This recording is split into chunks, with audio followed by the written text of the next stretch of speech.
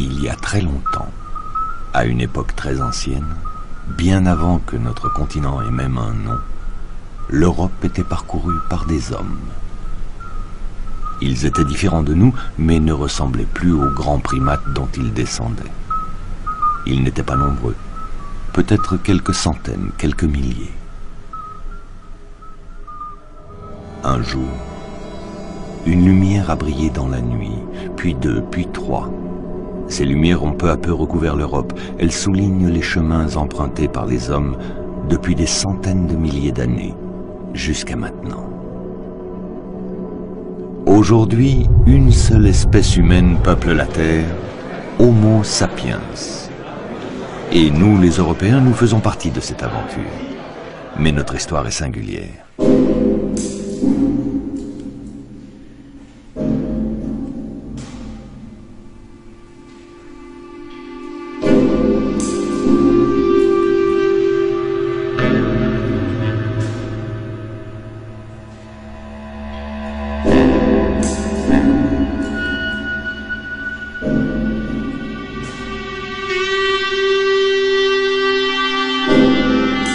D'où venons-nous?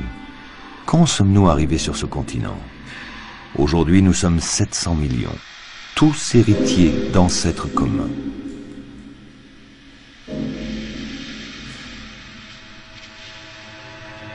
Cette histoire commence par une découverte.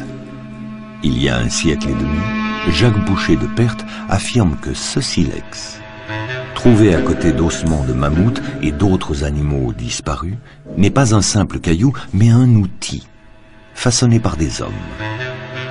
Sur l'étiquette, un préhistorien a inscrit « période antédiluvienne », avant le déluge raconté par la Bible. Cette histoire, objet de vif débat, n'était écrite nulle part. C'était une histoire d'avant l'histoire, une préhistoire.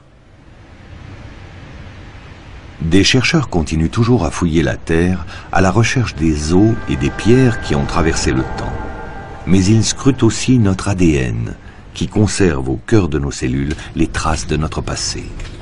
Avec eux commence un voyage en Europe, à Paris, à l'Institut Pasteur, dans le laboratoire de génétique évolutive humaine, où l'équipe de Luis Quintana Murci étudie les gènes et l'ADN des populations. On travaille sur des données actuelles, c'est-à-dire qu'en fait on échantillonne des collections d'individus en Afrique, en Europe et en Asie, et on va utiliser cet ADN que nous avons échantillonné dans les populations actuelles pour essayer de retracer l'histoire évolutive, parce qu'en fait notre histoire a laissé une trace dans notre ADN. On pense, toutes les données génétiques tendent vers ça, les données archéologiques tendent vers ça, on pense qu'il y a eu une sortie d'Afrique. L'ADN confirme ce que nous indiquaient les fossiles trouvés par les préhistoriens. Les Homo sapiens, les hommes modernes, sont originaires d'Afrique, il y a plus de 150 000 ans. Après de nombreuses tentatives, quelques milliers d'hommes et de femmes quittent peu à peu le continent africain. Il leur a fallu plusieurs dizaines de milliers d'années pour pénétrer et occuper durablement l'Europe. Il y a environ 45 000 ans. Ils commencent leur lente conquête des autres continents. À peine 2000 générations nous séparent d'eux, c'était hier. Ceux qui progressent vers l'ouest, vers ce qui va devenir l'Europe, rencontrent d'autres hommes qui vivent là, des hommes différents d'eux, et qui vont bientôt disparaître, comme tant d'autres groupes d'hommes ont disparu avant eux.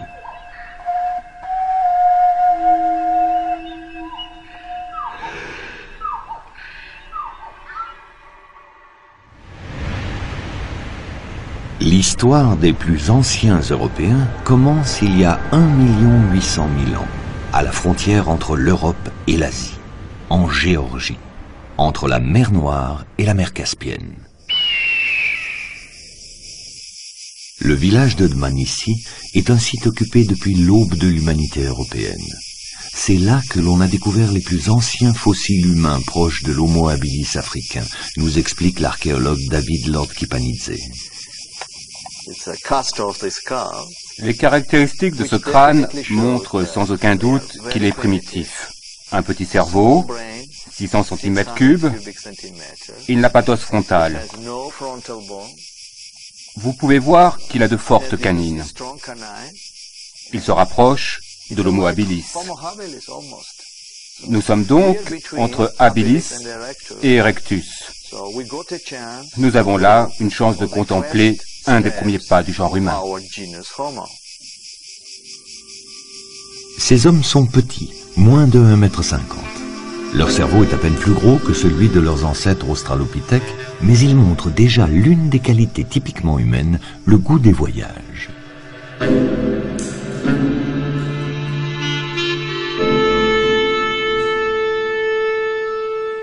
Un grand lac occupait alors une large vallée, parcourue par des cerfs, des girafes, des autruches, des rhinocéros. Ces hommes s'organisent en petits groupes. Ils bâtissent des huttes et s'installent quelque temps avant de partir un peu plus loin à la suite des troupeaux. Ils n'ont pas choisi cet endroit par hasard. La nature est généreuse pour ces hommes qui vivent de la cueillette, mais aussi de la chasse.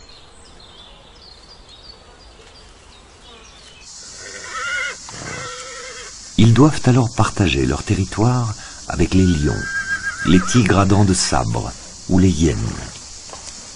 Pour se servir, ils vont attendre que ces prédateurs aient délaissé leur proie. Pour mieux comprendre leur société, l'archéologue Jacques Pellegrin étudie les galets façonnés par ces Homo habilis, les hommes habiles. Il retrouve leurs gestes de taille, et il peut ainsi se représenter leurs aptitudes manuelles et leur capacité d'abstraction. Il faut être capable d'imaginer ce que le galet va devenir et ce à quoi il va servir. À casser les os pour récupérer la moelle, à gratter les chairs. Il y a plus d'1,5 million d'années, ces outils sont les témoins d'une première culture véritablement humaine.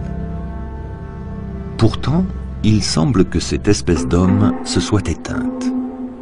Les scientifiques ne savent pas pourquoi. Mais l'Europe va rester peuplée, car bientôt d'autres hommes vont à leur tour quitter l'Afrique. Il s'agit d'Homo erectus, l'homme dressé. Il pénètre en Asie et en Europe, où il va évoluer de son côté.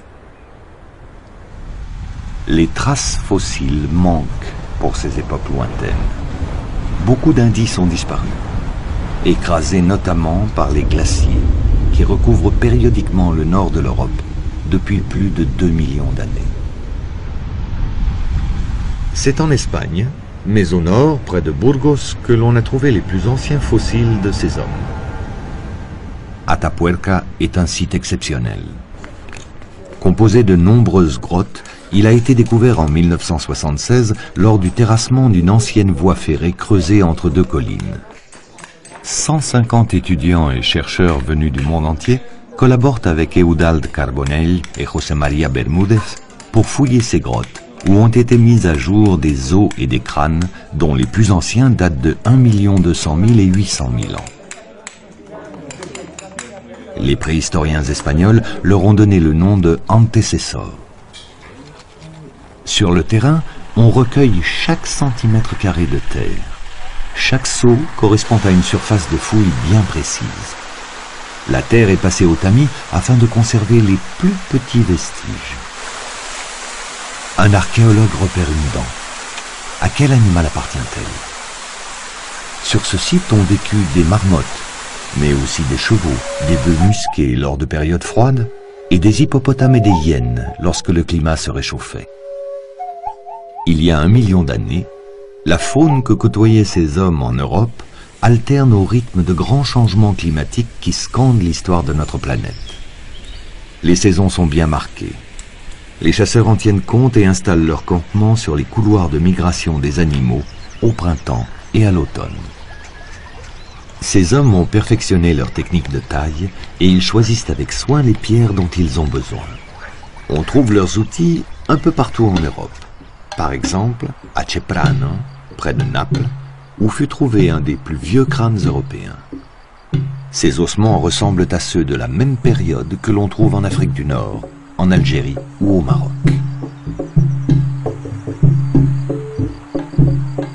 Ce sont les Homo erectus d'Afrique. Ils sont les contemporains des hommes qui ont été trouvés en Espagne. Il leur a peut-être fallu traverser le détroit de Gibraltar, une hypothèse plausible car on trouve des outils identiques de part et d'autre de la Méditerranée. Il y a environ 1 600 000 ans, en Afrique, Homo erectus avait créé un nouvel outil, le biface. Ce biface, on ne le retrouve en Europe qu'1 million d'années plus tard, vers moins 600 000 ans. On ne sait pas s'il s'agit d'une création locale ou d'une technique apportée par de nouvelles populations venues d'Afrique. On ne trouve en tout cas de biface qu'au sud-est du Rhin, comme s'il existait alors 2 grandes zones culturelles en Europe. Pour tailler un biface, ces hommes commencent à dégrossir de grands éclats de pierre. Pour affiner la taille, ils inventent un nouveau type de percuteur. Auparavant, ils se servaient d'un autre caillou dur. Maintenant, ils utilisent un bois de serre plus tendre qui leur permet de détacher de plus minces éclats de pierre et d'obtenir un bord bien tranchant. Ce n'est pas une simple innovation technique, mais un véritable changement culturel. Cela suppose de l'artisan une nouvelle façon d'imaginer l'objet final. Outil symétrique, à la fois harmonieux et utile, le biface va être utilisé pendant des centaines de milliers d'années.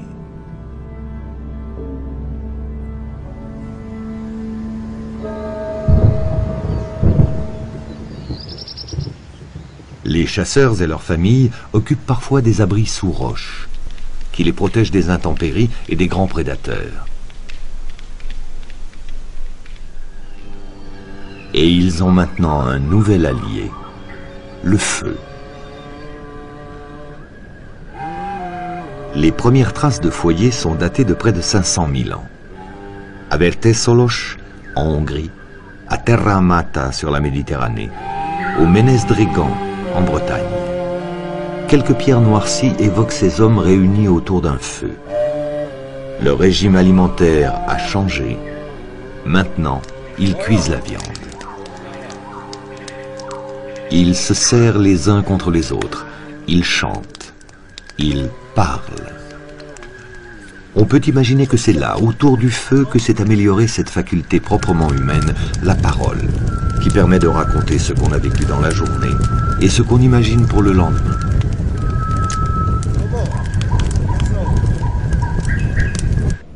Grâce au feu, les hommes peuvent maintenant occuper le nord de l'Europe. Au gré des glaciations et des variations du niveau de la mer, les îles britanniques sont tour à tour isolées ou reliées au continent. Vers moins 500 000 ans, des hommes traversent la grande plaine marécageuse où coule alors un grand fleuve. Il est né de la confluence de la Seine et de la Tamise. Sous les falaises de Box Grove, ils établissent leur campement. Ici, les archéologues ont découvert des carcasses de rhinocéros et de chevaux. Les os montrent des traces de découpe.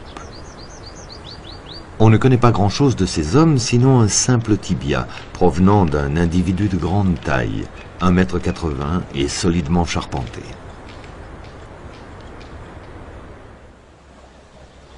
Grâce aux outils retrouvés, on sait que c'étaient des artisans habiles. Ils ont développé une technique particulière de taille, produisant des racloirs de silex qui leur permettaient d'exploiter rapidement les grandes carcasses d'animaux.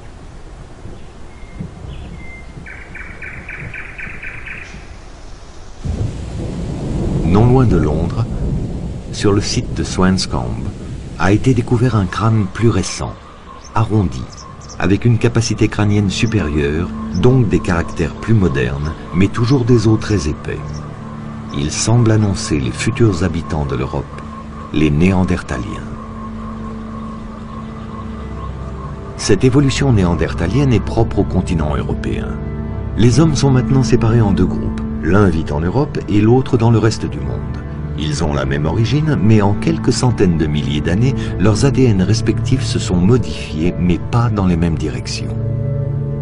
En Afrique, les hommes vont évoluer vers une nouvelle espèce, les Homo sapiens archaïques.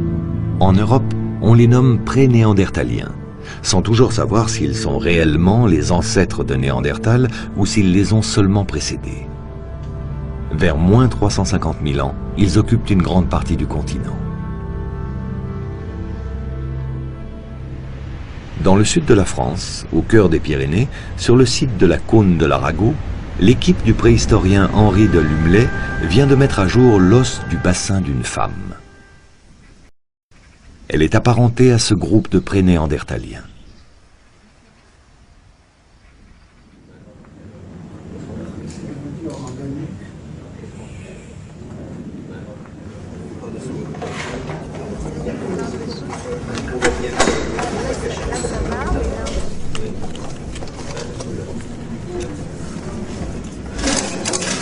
Mais voilà, il est tout fissuré, mais il est très beau. Regardez. Mais il y a encore un peu de la terre là. Je vais vous le montrer comme ça. Cette grotte a également livré plusieurs crânes. Ce qui frappe d'emblée, c'est leur volume, presque égal au nôtre. Mais l'os est bien plus épais et de gros bourrelets surmontent les orbites. Pendant quelques centaines de milliers d'années, ces hommes s'adaptent aux variations climatiques dues au cycle glaciaire. Ils passent de climats froids et secs à des climats tempérés et à des climats froids et humides où abondent les bisons.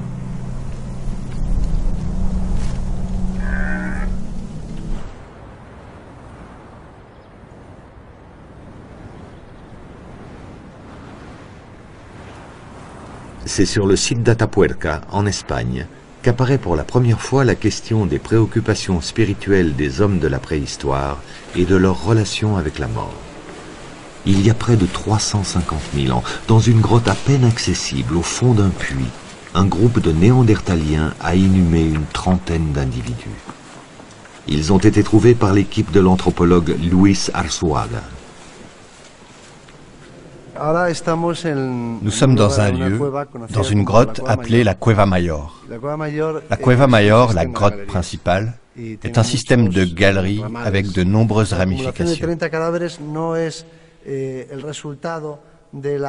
L'accumulation de 30 cadavres n'est pas l'acte d'une seule personne, mais d'un groupe. C'est un acte collectif, un comportement social. Sur les ossements a été déposé un biface en quartzite rouge et jaune. Il devait avoir une fonction sacrée car il n'a jamais été utilisé comme outil. Ces hommes ont enterré leurs morts et peut-être pour les accompagner, ils leur ont fait une offrande. Il est unique et il a été découvert avec les cadavres humains. C'est le seul objet que l'on ait trouvé là. Cet objet fait partie de ce comportement collectif. Il est un élément essentiel, un élément nécessaire de ce comportement. C'est un objet rituel. Si nous voulons être plus prudents, disons que c'est un objet symbolique.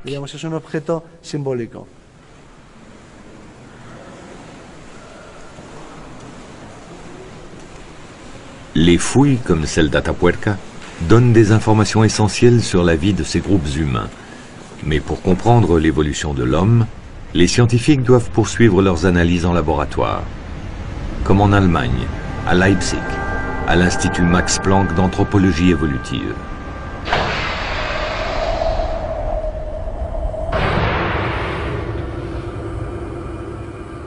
Ce chercheur modélise des crânes en 3 dimensions et en étudie les structures externes et internes. Cela permet d'évaluer la façon dont cet individu s'est développé. C'est typique du genre néandertalien. La forme du visage, l'aspect saillant du bas du visage, la forme des yeux, ainsi que la forme globale du crâne. C'est caractéristique de Néandertal. Les recherches portent aussi sur la microstructure des dents, comme celle d'un enfant néandertalien découvert en Belgique. En collaboration avec Paul Taforo du synchrotron de Grenoble, Tanya Smith a pu observer la structure interne des dents avec une précision inégalée. Les dents donnent des indications précieuses sur le mode de vie d'un individu. Tout ce qu'il a vécu est inscrit dans la structure de la dent sous forme de stries qui s'accumulent jour après jour. L'épaisseur des stries permet de visualiser sa croissance et les événements majeurs de sa vie jusqu'à sa mort, un peu comme les cernes d'un arbre.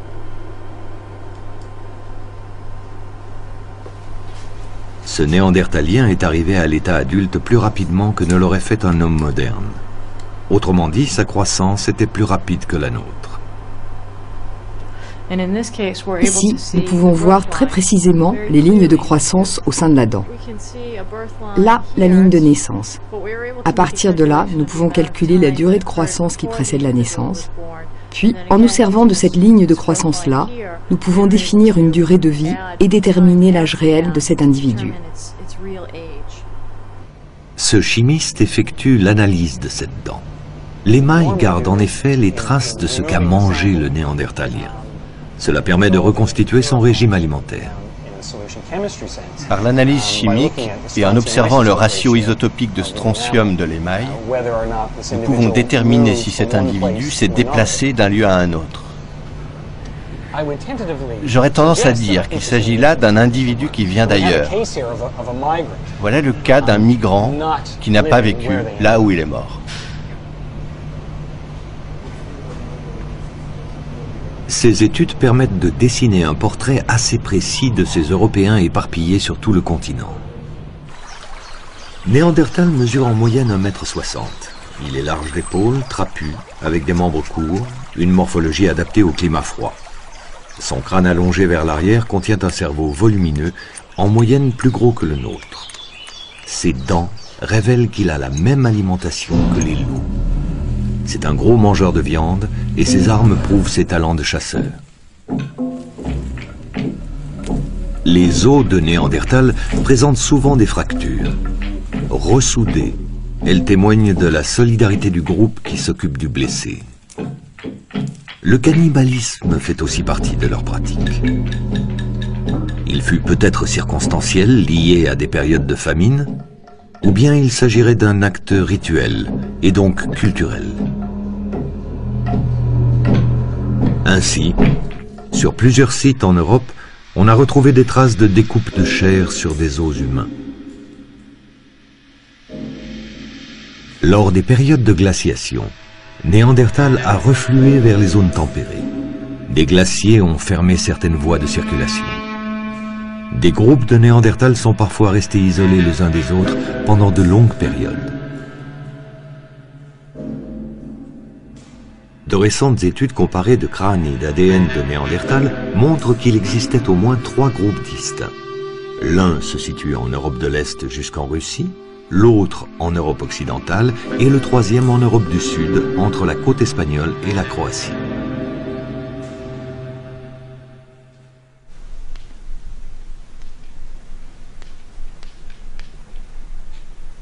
Avec Néandertal, apparaît une nouvelle technique de taille qui lui permet de produire des outils tranchants assez variés.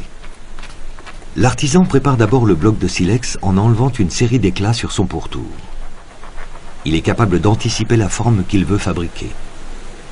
Enfin, un dernier coup lui permet d'obtenir une lame tranchante. Chaque surface d'enlèvement sert de point de départ à un nouvel éclat.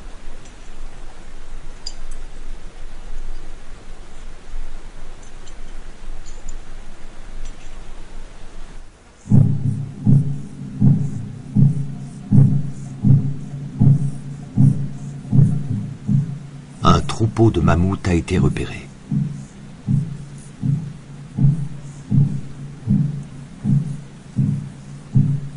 C'est une chasse exceptionnelle qui demande des connaissances précises sur la vie et le comportement des animaux. Le groupe entier est capable de coordonner son action pour encercler un jeune mammouth.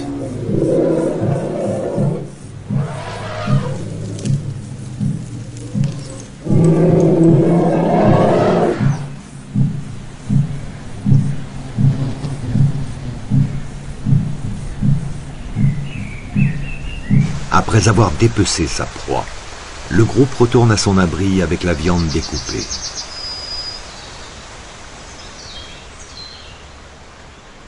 Au cours de la chasse, un enfant a été mortellement blessé.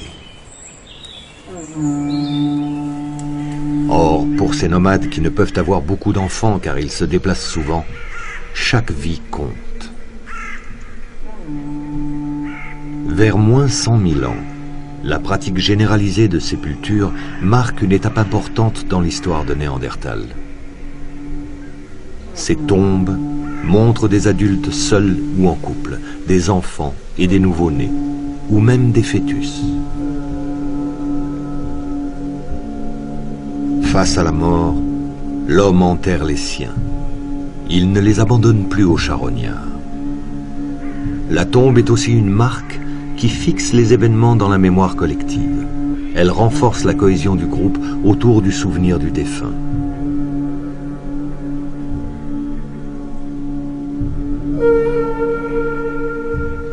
Des pigments ocre-rouge sont répandus dans les tombes. Cet acte a sans doute une fonction symbolique. Le rouge est couleur du sang, couleur de la vie. L'ocre a peut-être aussi une fonction médicinale, car il a des propriétés antiseptiques.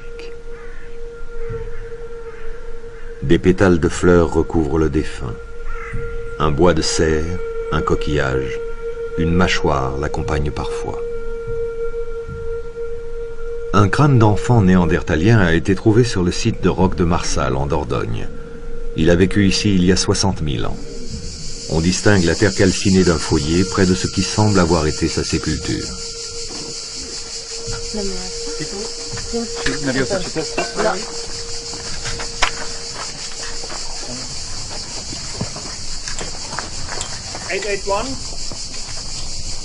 L'équipe d'archéologues a mis en place une méthode de fouille qui associe un travail manuel minutieux et des programmes informatiques.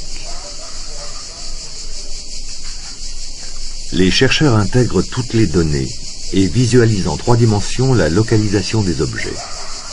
Ils reconstituent les anciens mouvements du sol et les déplacements des objets les uns par rapport aux autres. Ils valident ainsi leur position et leur datation. Vous voyez ici le déplacement dans le sédiment de la partie inférieure à la partie supérieure de l'échantillon. À partir de toutes ces informations, ils tentent de reconstituer le comportement de Néandertal dans cette vallée. Voilà maintenant plus de 200 000 ans que Néandertal est le seul habitant de l'Europe.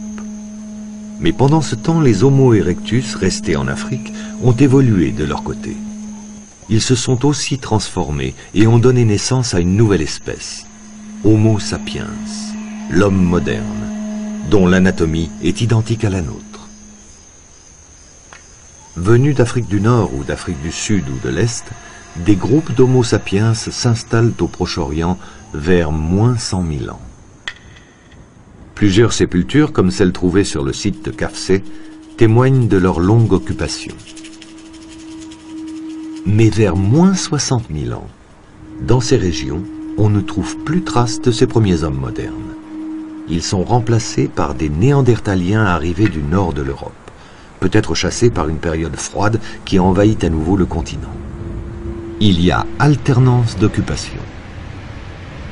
Les préhistoriens et les généticiens considèrent que c'est à cette époque, vers moins 45 000 ans, que des hommes modernes commencent à se disperser vers l'Est, vers l'Asie et l'Australie, qu'ils atteindront quelques milliers d'années plus tard.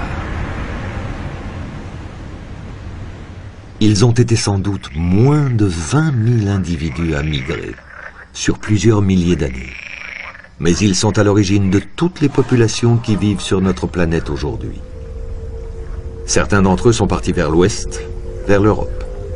Les uns ont longé les côtes méditerranéennes, les autres remontent le Danube qui va devenir l'une des voies majeures des migrations européennes. Des familles se sont installées au bord du fleuve, ou bien au surplomb, dans les abris des falaises, comme il en existe sur des milliers de kilomètres tout au long des fleuves.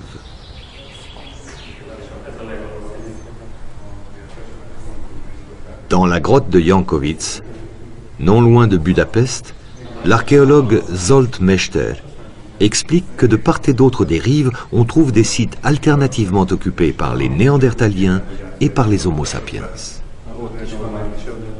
Quelles ont été les relations entre les Européens trapus à la peau claire et ces hommes nouveaux à la peau plus sombre venus du Sud? Y a-t-il eu agression ou échange?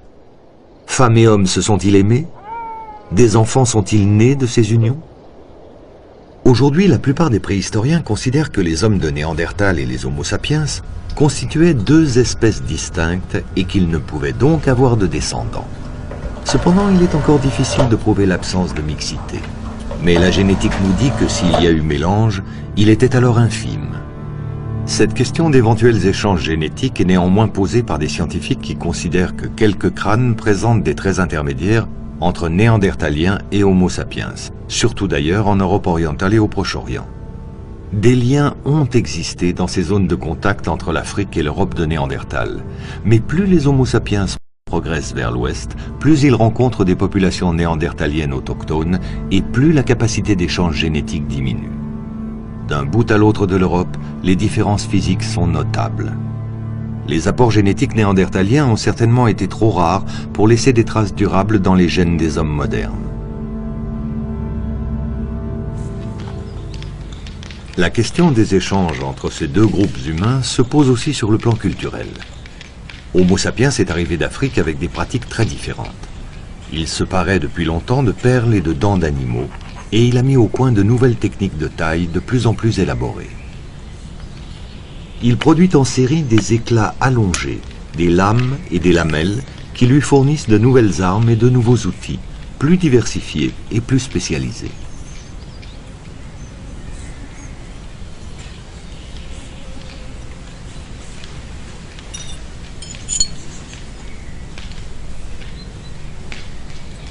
Il travaille aussi l'os et l'ivoire. Ses pointes sont fixées à l'extrémité des saguets, faciles à changer lorsqu'elles sont abîmées. Les Néandertaliens et les Homo sapiens vont coexister en Europe pendant plusieurs milliers d'années. Y a-t-il eu des échanges entre ces deux peuples, échanges d'objets ou de techniques? Peut-on trouver des traces de l'influence qu'ils auraient exercée les uns sur les autres? C'est en France, sur le site du Piage, que nous nous sommes confrontés à cet enjeu. À quel groupe attribuer un objet façonné?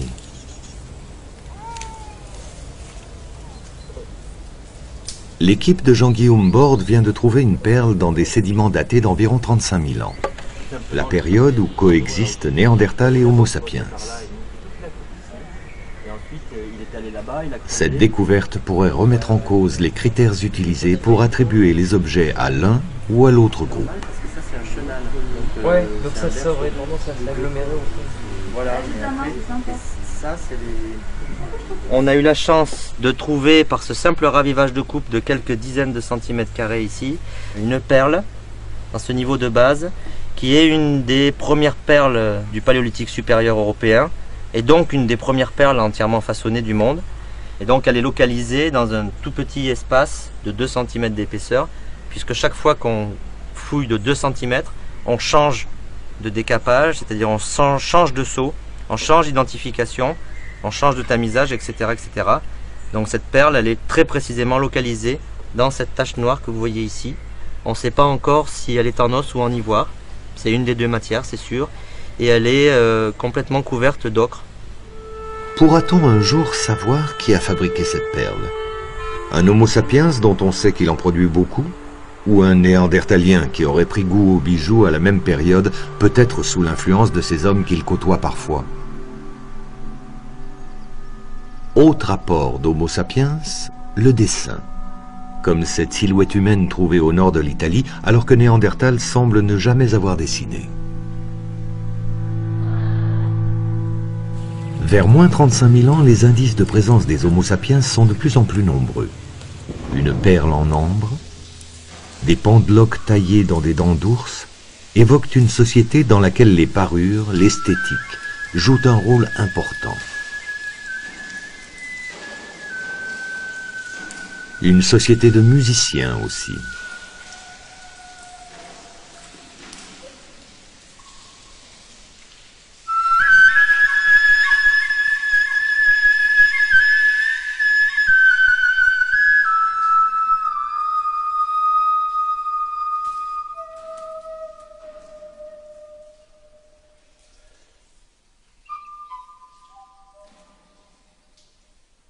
Cette flûte a été fabriquée dans l'os d'une aile de vautour. Elle est jouée aujourd'hui par un musicien et chercheur. Bien sûr, on ne sait rien des musiques d'il y a 30 000 ans. Il tente simplement de retrouver les sensations éprouvées par les hommes qui jouaient alors de ces flûtes.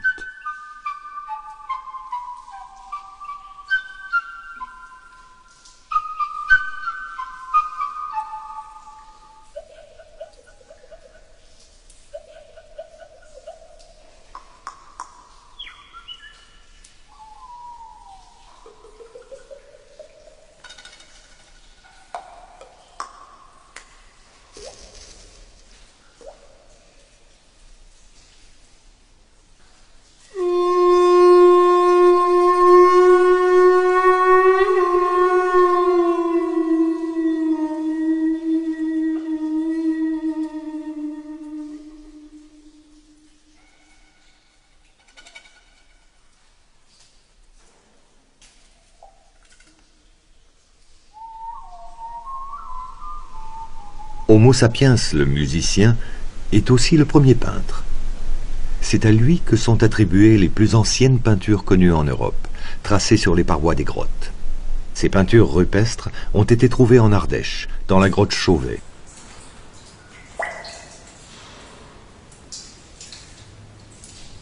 Dominique Gentil, directeur de recherche au CNRS, a pu préciser la date de création de ces peintures en analysant une stalagmite de la grotte.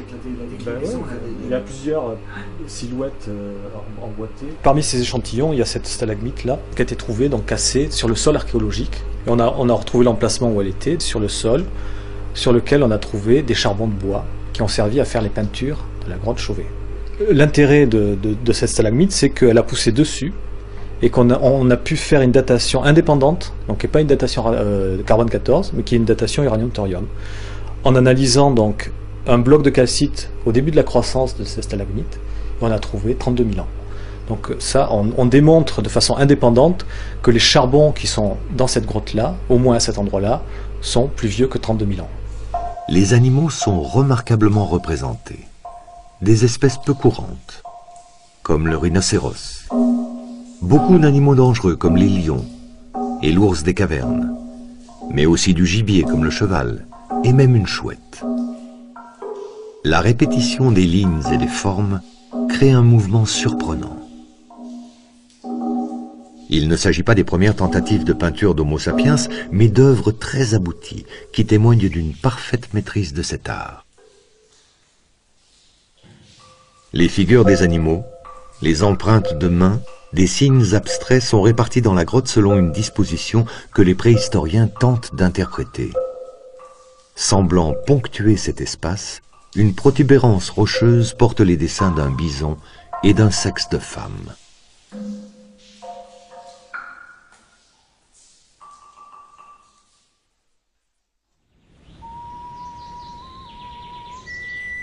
Au sud-ouest de l'Allemagne, dans la région de Ulm, le Danube serpente dans un paysage d'où émergent des pitons calcaires. Des hommes se sont abrités dans des cavités naturelles creusées dans la roche. C'est dans cette région d'Europe qu'on a découvert une sculpture de femme, la plus ancienne au monde. Il y a 35 000 ans, le sculpteur a taillé cette figure de 6 cm de haut dans une défense de mammouth. À la place de la tête, un anneau. Il a servi à suspendre la sculpture. Une importance énorme est donnée au sein et au sexe.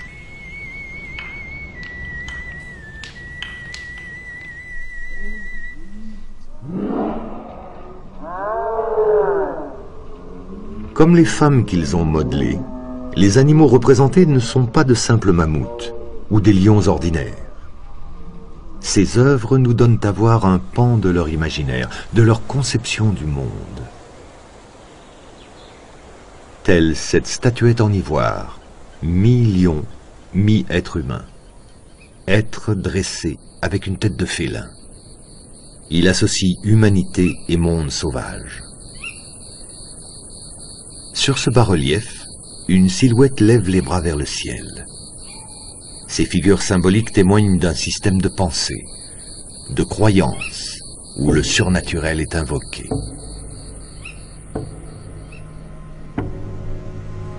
Il y a 30 000 ans, Homo sapiens occupe une grande partie de l'Europe. Mais Néandertal vit encore sur ce territoire. Pourtant, ce peuple, cette lignée humaine si ancienne, est en voie d'extinction. Pourquoi ? Nous n'avons pas encore de réponse définitive, mais les hypothèses ne manquent pas. Les Néandertaliens étaient très dépendants des migrations de bisons, de rennes ou de mammouths et ne pouvaient pas vivre n'importe où. Chasseurs de gros gibier, ils se seraient trouvés en compétition avec des Homo sapiens aux techniques de chasse et à l'alimentation très diversifiée. De rapides changements de climat ont peut-être impliqué d'incessants déplacements des familles et dès lors une baisse de fertilité chez les femmes qui devaient migrer plus souvent. Une natalité plus faible expliquerait une réduction de leur population, accentuée par un éparpillement des groupes de Néandertaliens. Les données archéologiques montrent que les Néandertaliens refluent vers le sud de l'Europe, alors que les autres régions sont de plus en plus occupées par les Homo sapiens. Ce processus, à la fois démographique et géographique, est l'objet de travaux de Francesco Del Rico et William Banks, chercheurs au CNRS. Ils collaborent avec une paléoclimatologue du CNRS, Masa Kagemaya. Celle-ci modélise les climats du passé et reconstitue ainsi végétation et climat d'il y a 30 000 ans. C'est pas encore pour moi une étape satisfaisante.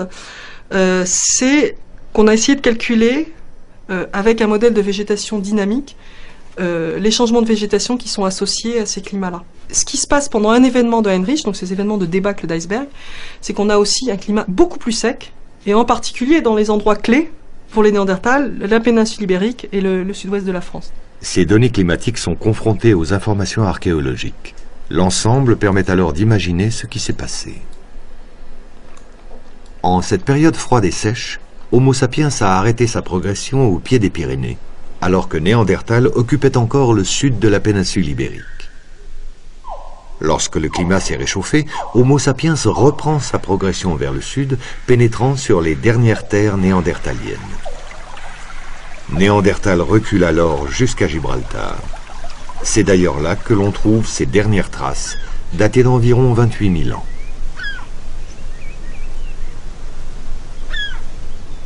Les Néandertaliens ont occupé l'Europe pendant plus de 250 000 ans.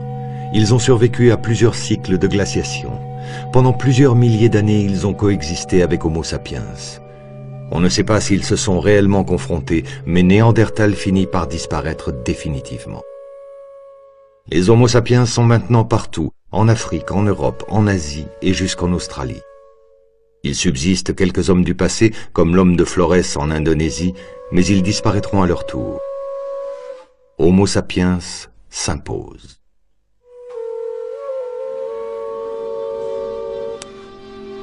Restez avec nous. Le second volet de cette grande marche documentaire à la rencontre de nos ancêtres continue, mais d'abord, petite pause.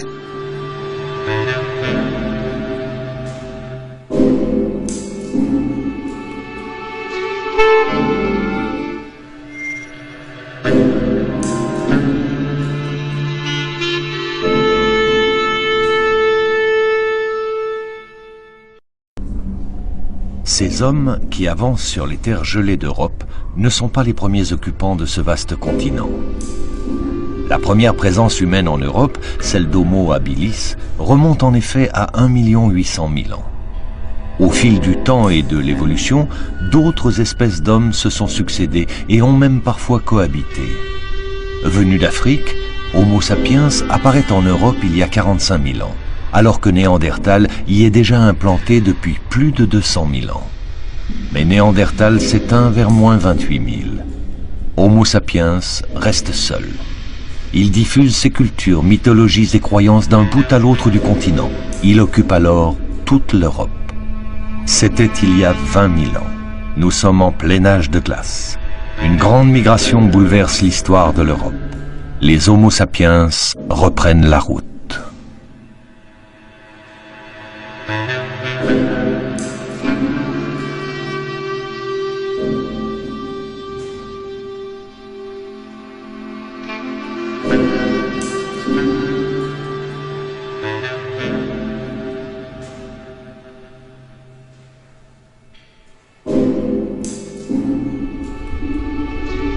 L'avancée des glaciers, qui recouvrent progressivement toute l'Europe du Nord, depuis les îles britanniques jusqu'à la Hongrie, chasse les hommes vers le sud. Ils sont quelques dizaines de milliers d'êtres humains, tout au plus.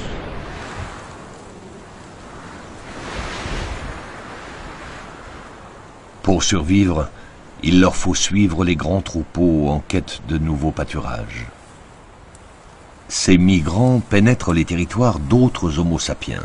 Il en résulte des concentrations de population aux abords des rivières et au point de passage des migrations saisonnières des animaux.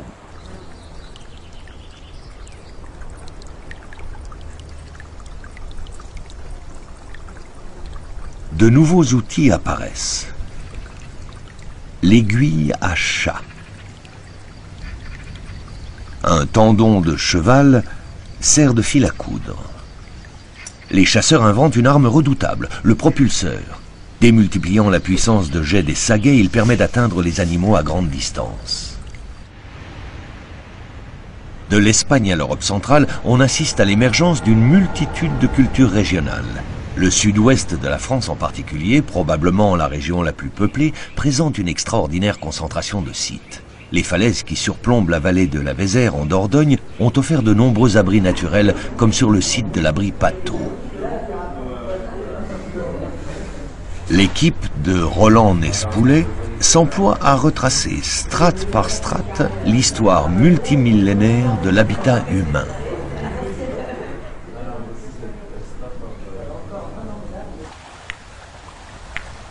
La découverte de magnifiques silex taillés nous montre le degré de raffinement des cultures de cette période. L'archéologue Jacques Pellegrin a retrouvé les gestes de fabrication de ces lames presque translucides. Outils ou seulement objets d'apparat. Leur élaboration témoigne d'influences multiples. Certains spécialistes considèrent notamment que des populations d'Afrique du Nord, victimes de la sécheresse, sont alors remontées en Europe par l'Espagne, enrichissant de leurs propres techniques les savoirs autochtones. La chasse et les animaux continuent de peupler l'imaginaire des artistes. Mais les grands fauves carnassiers omniprésents aux périodes précédentes ont cédé la place aux herbivores, chevaux, bisons et rennes. Les représentations humaines restent exceptionnelles, comme ici, à Lascaux, où un bison attaque un homme.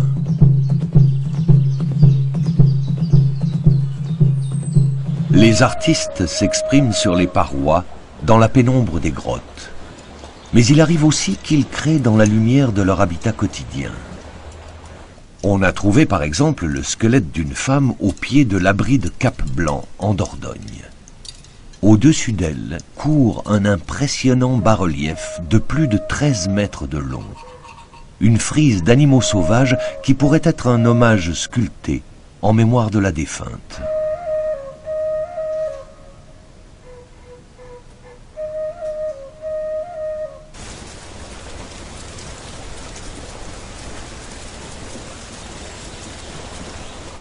Tout support est matière à représenter, à mettre en image.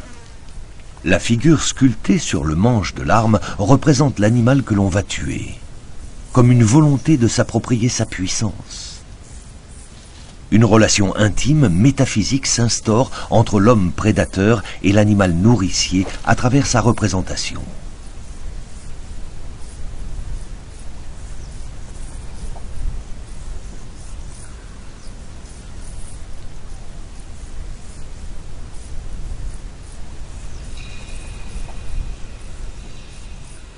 Avec la Dordogne, les régions pyrénéennes franco-espagnoles sont l'un des plus importants foyers culturels en Europe. De part et d'autre des montagnes, les vallées très peuplées sont au centre de vastes réseaux économiques qui s'étendent sur plusieurs centaines de kilomètres au nord et au sud. Ces rondelles, taillées dans un os plat, ont pu circuler comme objet d'échange. Ce sont peut-être des parures ou les éléments d'un collier. La vallée de Vic des Sosses en Ariège indique la mise en place d'une organisation sociale très élaborée, fondée sur la maîtrise de l'espace et du temps. Le passage de cervidés en automne rythme l'existence annuelle, permettant de faire des provisions de viande et de récolter les bois. Dans la grotte de la Vache, située sur l'un des versants de la vallée et servant d'habitat hivernal, on a découvert des objets artistiques témoignant de ces pratiques. Ici, des chasseurs en pleine action de chasse à l'auroch. Là, des lions des cavernes, qui devaient rôder tout près. Et, finement observée, une scène de séduction entre deux cervidés.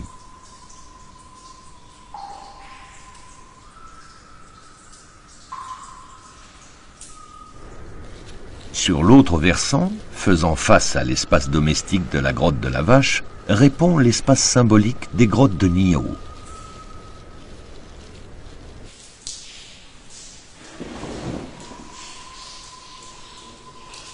Il faut s'enfoncer dans l'obscurité et parcourir un dédale de galeries pour atteindre enfin les parois où les artistes vont mettre en scène l'imaginaire collectif. Pourquoi quelques virtuoses ont-ils créé ces images au plus profond de certaines grottes? L'accès au lieu était-il réservé aux seuls initiés? On peut penser à des espaces cérémoniels où avaient lieu de grandes réunions annuelles autour de la chasse. Le mystère demeure. La présence de signes pigmentés dans de très nombreuses grottes des Pyrénées confirme cette impression de lieu sanctuarisé. En voici, au fond de la grotte du Portel, disposés intentionnellement à des endroits précis. Ces signes abstraits forment un système graphique cohérent. L'image ici devient presque écriture. Dans un endroit presque inaccessible, au fond des grottes d'Isturiz-Otxo-Zelaya en Pays Basque, un homme, imprimant son doigt dans l'argile, nous a légué l'image de ce cheval. D'autres ont sculpté des figurines, les unes réalistes, les autres abstraites et ornementales. Ce style est caractéristique de la grotte. En Espagne, la grotte d'Altamira participe elle aussi à la mystérieuse magnificence des grottes sanctuaires. Au-dessus de leur tête, les artistes ont peint des cygnes et des animaux, utilisant les bosses et les anfractuosités du plafond pour donner du volume à leur modèle.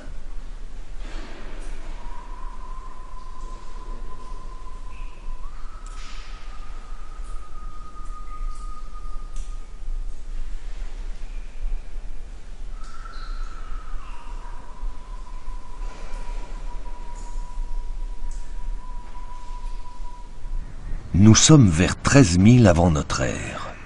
La glaciation, qui a jeté Homo sapiens sur les routes de l'errance il y a 7000 ans, a pris fin. Mais un nouveau changement climatique bouleverse encore une fois la destinée des Européens. La planète commence à se réchauffer, les glaciers fondent. Alors que l'on pouvait aller à pied du sud de la France jusqu'en Irlande, le niveau de la mer va remonter de 120 mètres, séparant les îles britanniques du continent.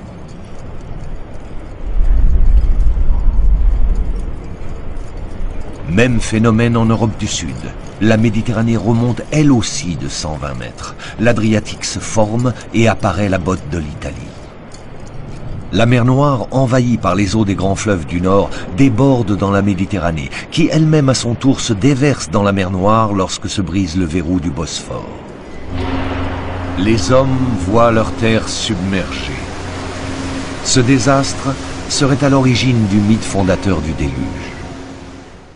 Un déluge bientôt accompagné d'un nouveau bouleversement. Avec le réchauffement climatique, les arbres investissent les toundras et les steppes. Les animaux, repoussés par la progression de la forêt, sont obligés de partir à la recherche de nouveaux pâturages. Ils remontent toujours plus au nord. Les mammouths entament un très long voyage. La Sibérie, où s'étendent encore de grandes steppes herbeuses, sera leur dernier refuge. Leur extinction surviendra bientôt, comme celle du lion des cavernes ou du rhinocéros laineux. Les hommes subissent ces bouleversements parfois en l'espace de seulement 2 générations. À la suite des grands troupeaux, beaucoup de chasseurs-cueilleurs se dispersent dans toute l'Europe et avec eux leur tradition culturelle. Ceux qui choisissent de rester dans ce nouvel écosystème forestier qui s'installe doivent s'adapter à la réduction de nourriture. Certains animaux, en effet, comme les cerfs, les sangliers ou les lièvres, s'acclimatent à la forêt, mais ils sont moins nombreux et vivent dispersés. De nouvelles techniques de chasse s'avèrent nécessaires. On passe progressivement de la culture de la sagaie à la culture de l'arc. La domestication du loup date de cette période. Le chien devient alors un nouveau compagnon de chasse. Des populations en provenance du sud et de l'est réoccupent peu à peu l'ensemble de l'Europe. les contrées scandinaves sont atteintes vers moins 10 000. 400 générations à peine nous séparent de ces hommes. Eux et nous appartenons à la même espèce, Homo sapiens. Nous ont-ils légué un patrimoine génétique identifiable? À Helsinki, en Finlande, l'équipe d'Antti Saiantila étudie la génétique des populations actuelles en collaboration avec des laboratoires du monde entier. Le décryptage d'une partie de notre ADN et la définition de groupes d'appartenance lui permet de constater que d'infimes traces des gènes de ces chasseurs-cueilleurs nous sont parvenues. On peut même, en pistant ces traces à travers l'Europe, remonter les voies empruntées par nos lointains ancêtres voici 10 000 ans.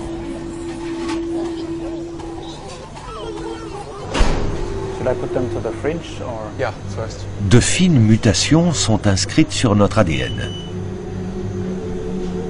Autant de marqueurs, de repères grâce auxquels on peut suivre les migrations du passé pour les relier au présent. Certaines de ces mutations, indéniablement, sont issues de nos populations de chasseurs-cueilleurs. D'autres, cependant, semblent indiquer des apports extérieurs plus tardifs. De nouvelles immigrations auraient donc eu lieu en Europe? Une chose est sûre, pendant plusieurs milliers d'années encore, les chasseurs-cueilleurs perpétuent leur mode de vie traditionnel. Chasse, cueillette et pêche. Ils fabriquent toujours leur maison en peau ou en écorce, et toujours sur le même modèle, le cercle. Or, à la même période, d'autres hommes bâtissent leur maison sur le modèle du carré, et elles sont en briques. Ils vivent au Moyen-Orient et vont modifier la destinée du continent européen. Au cœur de la fine bande du croissant fertile, irriguée par les fleuves du Tigre, de l'Euphrate et du Jourdain, des villes comme la mythique Jéricho existaient déjà. C'est en Turquie qu'a récemment été mise à jour une cité surprenante, Çatalhöyük. Elle date de 6500 ans avant notre ère. La voici reconstituée en 3 dimensions à partir des plans des archéologues.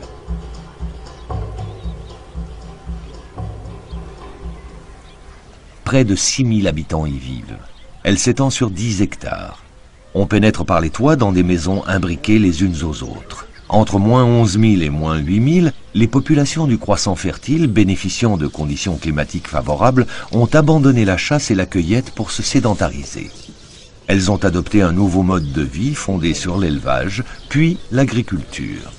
Pour la première fois dans son histoire, l'homme domestique les animaux et maîtrise la production des plantes. Il contrôle la nature. Ces changements apparaissent presque simultanément en plusieurs points de la planète. En Afrique, en Asie, en Amérique centrale et en Amérique du Sud. Ces nouveaux paysans commencent par sélectionner quelques plantes sauvages, parfois importées d'autres régions, et les acclimatent pour les cultiver, comme l'orge, l'avoine, le millet, l'épeautre ou le blé. Même façon de procéder avec certains animaux sauvages qu'ils ont domestiqués. On assiste en fait aux premières mutations et manipulations génétiques maîtrisées par l'homme. L'auroch devient un bœuf ou une vache. Le mouflon se transforme en mouton à poil ras. Et le sanglier mute en cochon. En passant de l'état sauvage à l'état domestique, les animaux diminuent de taille. Après de nombreuses tentatives, la technique de la terre cuite et la production de poterie sont enfin maîtrisées. On peut désormais stocker des céréales, conserver les semences, transporter la nourriture. Des gisements d'obsidienne sont exploités loin des villages. Cette magnifique pierre noire qu'on polit pour la rendre réfléchissante fait l'objet d'un commerce intensif. L'univers symbolique participe lui aussi des grandes transformations économiques et sociales en cours. Cette statuette trouvée à Çatalhöyük trône accoudée sur 2 fauves.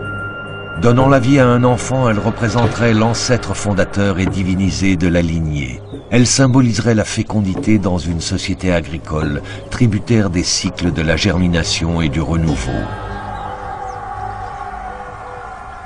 Nous appuyant sur de nombreux documents, voici reconstituée en 3D l'organisation de ce nouvel espace symbolique à l'intérieur d'une maison de Çatalhöyük. Les animaux sont encore là. L'auroch, le taureau restent des figures mythologiques importantes.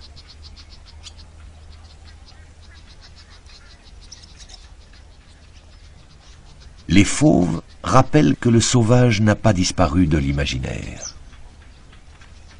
Le vautour dépeçant des hommes décapités est une référence au rite funéraire. Les morts laissés à l'air libre sont déchiquetés par les rapaces puis enterrés dans les maisons. Leurs têtes décharnées et remodelées en plâtre sont alors insérées dans les murs. De telles pratiques annoncent déjà les mythes de démembrement d'Osiris, d'Orphée ou encore le partage symbolique du corps christique. Dominant l'espace, une figure humaine presque totémique semble accoucher d'une série de taureaux. Des préhistoriens l'interprètent comme la mise en scène de l'engendrement de lignées et de systèmes d'alliance entre les différentes tribus de ces jeunes cités. Vers 6000 ans avant notre ère, Çatalhöyük, comme d'autres centres politico-religieux du croissant fertile, disparaît. Choc climatique, épuisement des sols, pouvoir trop centralisé rendant la gestion de la cité impossible. Beaucoup de familles migrent alors du Moyen-Orient vers l'Europe, emportant avec elles semences de céréales, animaux domestiques, techniques et traditions. Longeant les côtes méditerranéennes, dont le climat est identique à celui du croissant fertile, ces migrants progressent par terre ou par mer. Ils vont atteindre la péninsule ibérique en quelques centaines d'années. Tout au long de leur parcours, ils croisent des autochtones, toujours chasseurs-cueilleurs, qui, à leur contact, vont souvent changer de mode de vie. Les îles de la Méditerranée se peuplent rapidement.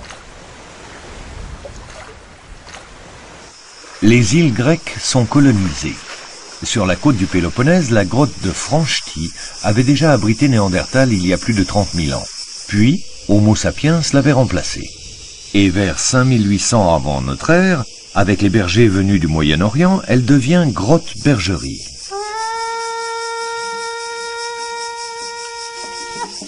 De nos jours encore, les pâtres grecs y conduisent leurs troupeaux de chèvres. Les artisans potiers utilisent un coquillage, le cardium, pour imprimer des motifs géométriques sur l'argile de leur poterie. On appelle cardial ce style caractéristique. Pour les archéologues, il constitue un marqueur fiable des étapes et du rythme de progression des migrants au fur et à mesure de leur avancée en Europe. L'espace méditerranéen n'est pas le seul à se peupler. Quittant le croissant fertile et les plateaux anatoliens de Turquie, de nouveaux groupes humains traversent le Bosphore et se dirigent vers l'Europe centrale. Leurs potiers produisent des céramiques peintes au style lui aussi caractéristique. Le rouge, le blanc, les courbes signent ainsi leur provenance. En Bulgarie, à Kovačevo, sur le site de fouilles d'une des premières installations d'agriculteurs, Axel Amposta étudie les modes de construction des fours et les techniques de cuisson de céramique. Avec la céramique de Kovačevo, il me semble qu'elles ont quand même été cuites dans des structures assez complexes qui permettent d'avoir des cuissons très très maîtrisées.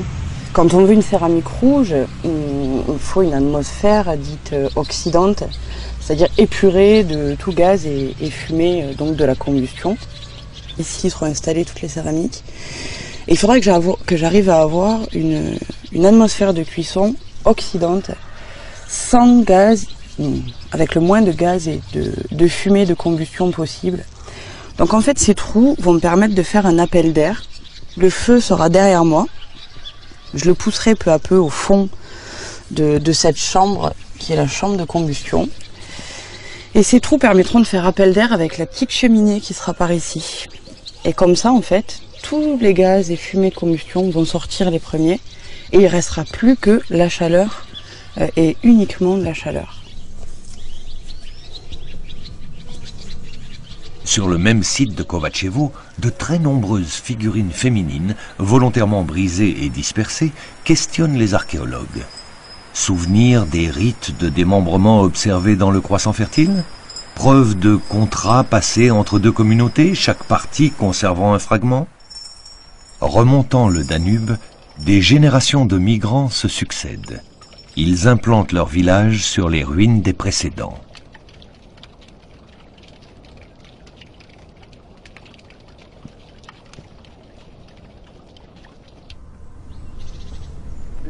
Aujourd'hui, sur le site de Bordusani, en Roumanie, le préhistorien Dragomir Popovici relève les couches successives d'occupation.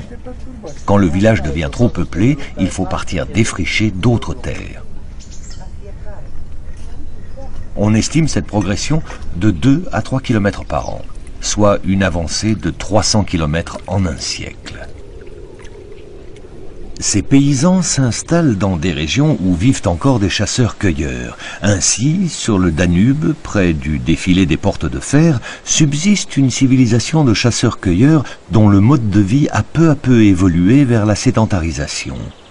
Au fil des générations, les hommes ont développé une culture originale. Dans leur village, on a trouvé des statuettes sculptées sur de gros galets. Elles seraient les figures de dieux aquatiques.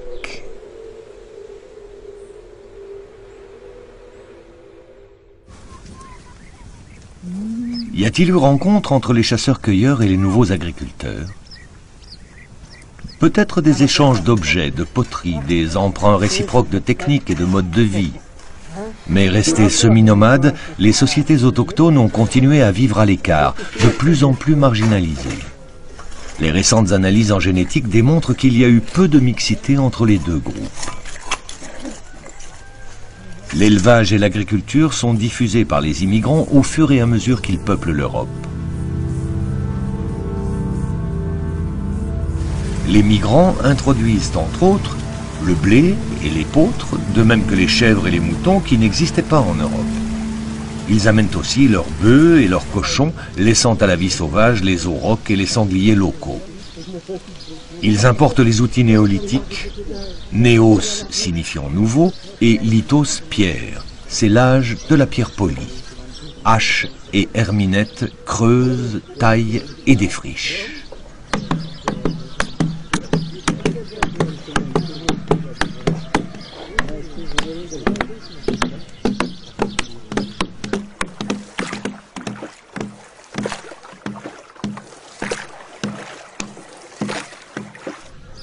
La précision acquise pour calibrer, débiter et rentabiliser la taille des lames et des pointes permet de créer de nouveaux outils, comme des flèches ou des faucilles collées avec de la résine de bouleau. Cette nouvelle économie améliore les conditions de vie, mais la sédentarisation a des conséquences néfastes. Pour le paysan courbé dans son champ, des pathologies apparaissent, mal de dos, douleurs lombaires. Quant à la promiscuité animaux-hommes, elle engendre des contaminations réciproques et apparaissent tuberculose, rougeole, peste bovine. Épidémies et pandémies ont sûrement décimé des villages entiers. De plus, des mauvaises récoltes ont entraîné des disettes, des carences alimentaires, malgré le stockage de nourriture. On a aussi découvert des meules à broyer les céréales. Problème, la farine, mêlée à la poussière de pierre, rayait l'émail des dents. Les premières caries, causées également par une alimentation plus sucrée, voient le jour et avec elles, une nouvelle profession, dentiste. Après environ 700 ans de peuplement assez rapide dans toutes les régions d'Europe centrale et de l'Est, la colonisation va stagner.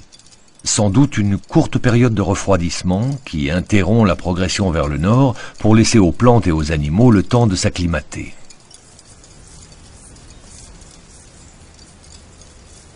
quelques centaines d'années s'écoulent avant que les hommes ne reprennent leur marche à travers les vastes plaines fertiles qui s'étendent de la Hongrie jusqu'au bassin parisien. Les forêts sont défrichées. Pendant des générations, on continue à implanter de petits villages de 100 à 200 personnes maximum, permettant une organisation sociale égalitaire et à taille humaine. Il n'existe alors aucune ville en Europe. L'architecture a changé. On construit des maisons immenses à la structure complexe. Elles peuvent atteindre 50 mètres de long sur 8 de large. Un mode de vie dominant se répand à travers toute l'Europe. Sur des milliers de kilomètres, on a retrouvé des poteries décorées de lignes en forme de ruban. On a donné le nom de rubané au style caractéristique de cette période. Dans plusieurs de ces récipients, on a trouvé des traces de lait. Celui-ci devient un élément de plus en plus important de l'alimentation. Or, aujourd'hui encore, la majorité des humains ne digèrent pas le lait après le sevrage. Il a donc fallu qu'une mutation génétique se produise dans certaines régions du monde pour permettre la tolérance au lait. Cette mutation est liée à une enzyme, la lactase, qui coupe le lactose présent dans le lait et non toléré par l'organisme adulte. Là où elle s'est produite, elle s'est transmise de génération en génération, donnant un avantage certain pour la survie à ceux qui la portaient. C'est dans le nord de l'Europe, où dès cette époque l'élevage bovin et la production laitière se développent grâce à l'existence de grands pâturages, que l'on trouve le plus de personnes porteuses de cette mutation. Des changements culturels, des modifications dans l'alimentation peuvent donc avoir un impact direct sur les fonctions biologiques même de l'homme. L'univers symbolique de ces communautés paysannes en pleine expansion semble régi par des divinités agricoles. Ainsi cette statuette trouvée en Hongrie qui porte une faucille ou peut-être une crosse.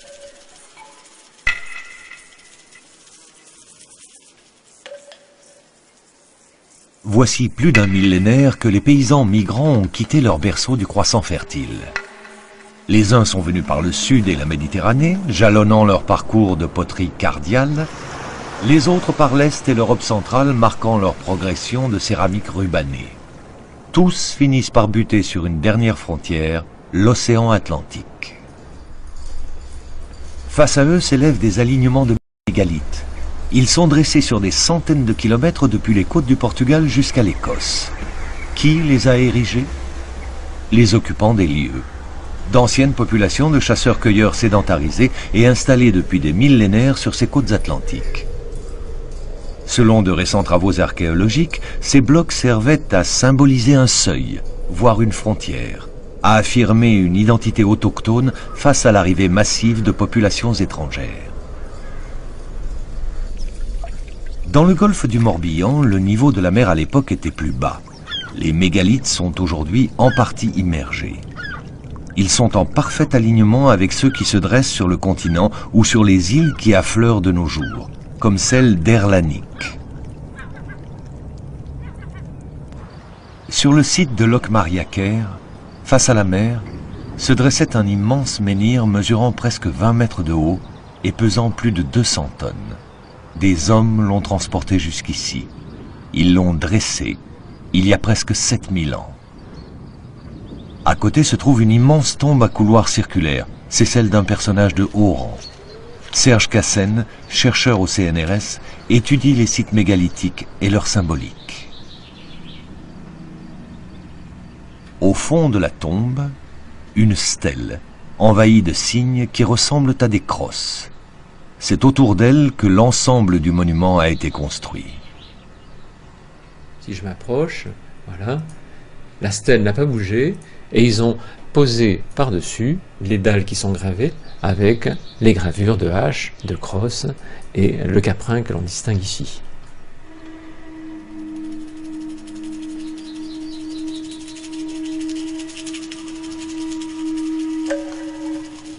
Des hommes ont emporté l'autre partie de cette dalle de plusieurs dizaines de tonnes à 5 km de là, sur l'île de Gavrinis. La voici, servant de plafond à une autre tombe recouverte de terre. L'informatique permet de réunir les deux blocs. Au niveau de la cassure, le bouquetin devient visible en totalité. D'autres gravures apparaissent. Au-dessus, un cachalot, comme une figure de la mer et de l'inconnu. Il domine une suite de symboles de la terre. D'abord un bœuf ou taureau, puis le bouquetin, enfin tout en bas, la hache et les crosses. Bovin et crosse représentent le monde traditionnel des autochtones, alors que le bouquetin et la hache, arrivés avec les agriculteurs, sont les images de la rupture d'un équilibre ancestral.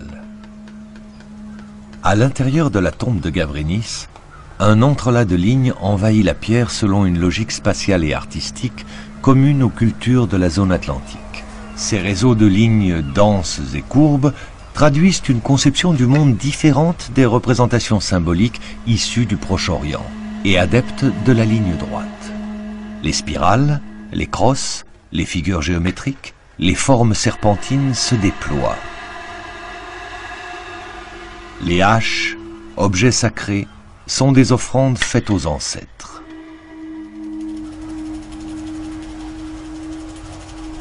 Du nord de l'Angleterre au sud de la France, on retrouve ces haches polies.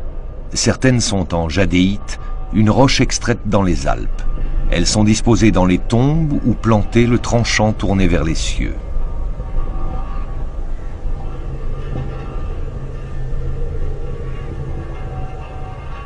À partir des côtes atlantiques, ces cultures mégalithiques vont se développer pendant près de 2000 ans sur une grande partie du continent et en Méditerranée.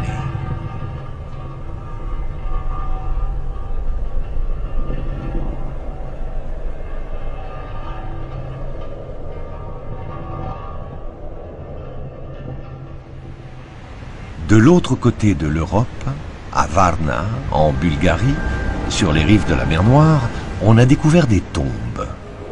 Le squelette d'un homme gît recouvert de parures en or. Premier métal travaillé, l'or a toujours fasciné par sa lumière, sa rareté. Ce dignitaire tient une hache. Elle fait office de sceptre. Cet accessoire marquant l'autorité indique une société hautement hiérarchisée. En Europe, un nouvel ordre politique s'est imposé. L'économie de production basée sur le stockage, le commerce et l'appropriation des richesses par une élite dirigeante entraîne l'apparition de sociétés inégalitaires.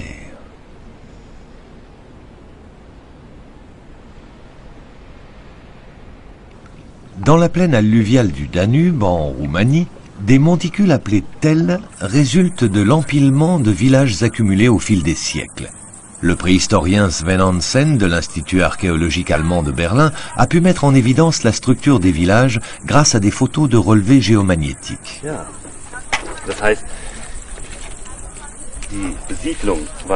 Le site ne s'étendait pas uniquement sur le Tell, avec ses 25 maisons, mais il se développait sur la terrasse.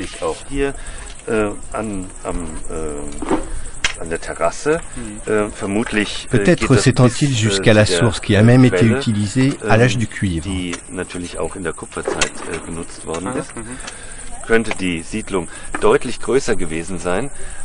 Il est possible que le site ait été plus important que le Tell lui-même et qu'il comportait plus d'une centaine de maisons.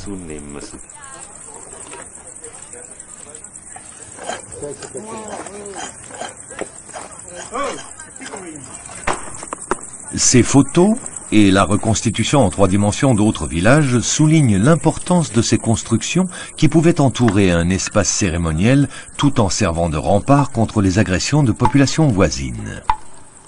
Vers moins 4500 ans, on estime entre 2 et 5 millions la population européenne.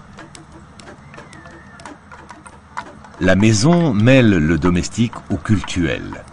Ustensiles du quotidien, les céramiques peuvent aussi devenir des objets rituels.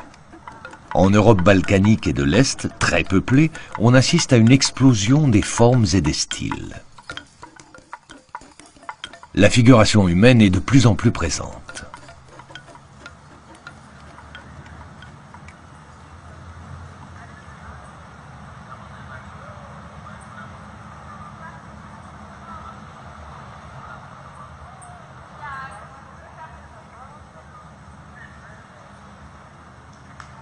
des poteries anthropomorphes peuvent servir de récipients à semences, comme gardiennes de la vie, ou bien d'urnes funéraires, comme mémoire des ancêtres.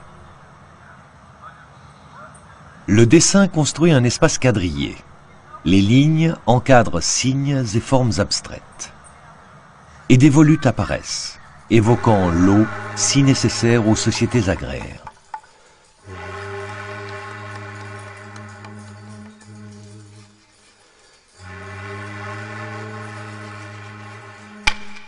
L'art, à cette époque, se complexifie. La manière dont chaque groupe humain cuit, modèle et décore l'argile annonce déjà les identités culturelles à venir.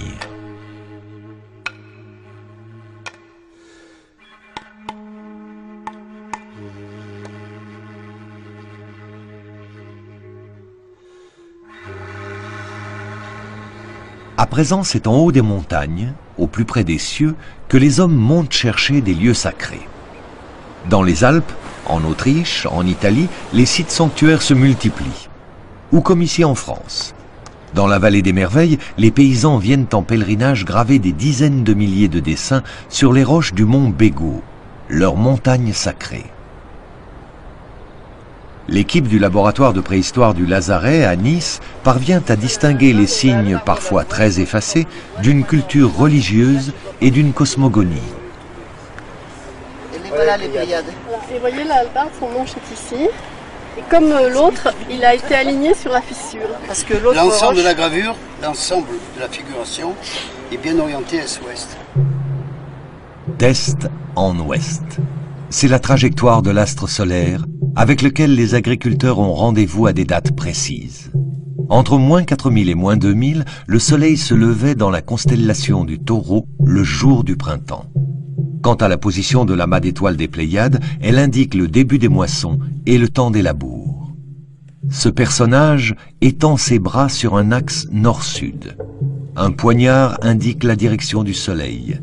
Il porte la figure du taureau, annonciateur de la fécondité de la terre.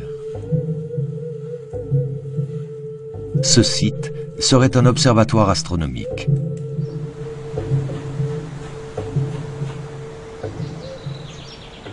Une fois leur culte rendu au dieu soleil et au dieu taureau, les hommes redescendent dans les vallées. La population augmentant, il faut occuper de nouveaux espaces. Les hommes bâtissent des villages tout au long des piémonts alpins. Ces villages lacustres sont installés sur des terres inondables. Ils sont adossés à un lac et entourés de palissades. Parce que désormais, il faut se protéger. Insécurité et violence font partie du quotidien.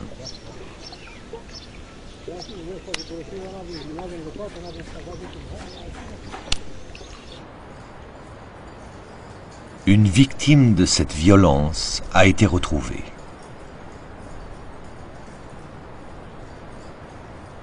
Dans un glacier à la frontière entre Italie et Autriche, à 3200 mètres d'altitude. On l'a nommé Ötzi. Il est mort il y a plus de 5000 ans. Il gisait, conservé dans la glace. Il est habillé, portant bonnet en peau d'ours, pagne en peau de chèvre et cape en herbe tressée. Il est armé d'un arc, de flèches, d'une hachette et d'un poignard en silex. Ötzi a aussi une ceinture avec une poche cousue sur le devant. Elle contient des champignons aux propriétés antibiotiques, cicatrisantes et vermifuges. Il a été attaqué et tué d'une pointe de flèche qui lui a transpercé l'omoplate. Des crânes portant des blessures ont été découverts dans plusieurs autres régions d'Europe. Celui-ci a reçu une flèche dans le front. Comme en témoignent plusieurs charniers récemment découverts, les guerres à cette époque se généralisent dans un système économique et politique où le pouvoir est désormais fondé sur l'accumulation des richesses.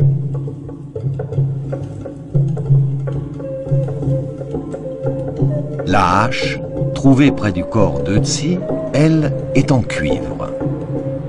Le premier métal que les hommes commencent à travailler pour fabriquer des outils ou des armes. Ötzi a vécu à une période de transition fondamentale dans l'histoire de l'humanité.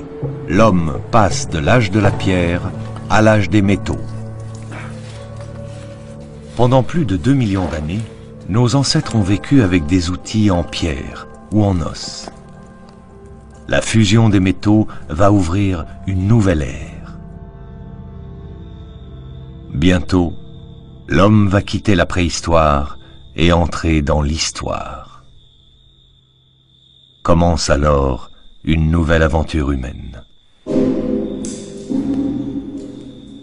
La suite de la journée archéologie ce soir à 20h40 avec la Pompéi du Moyen-Orient.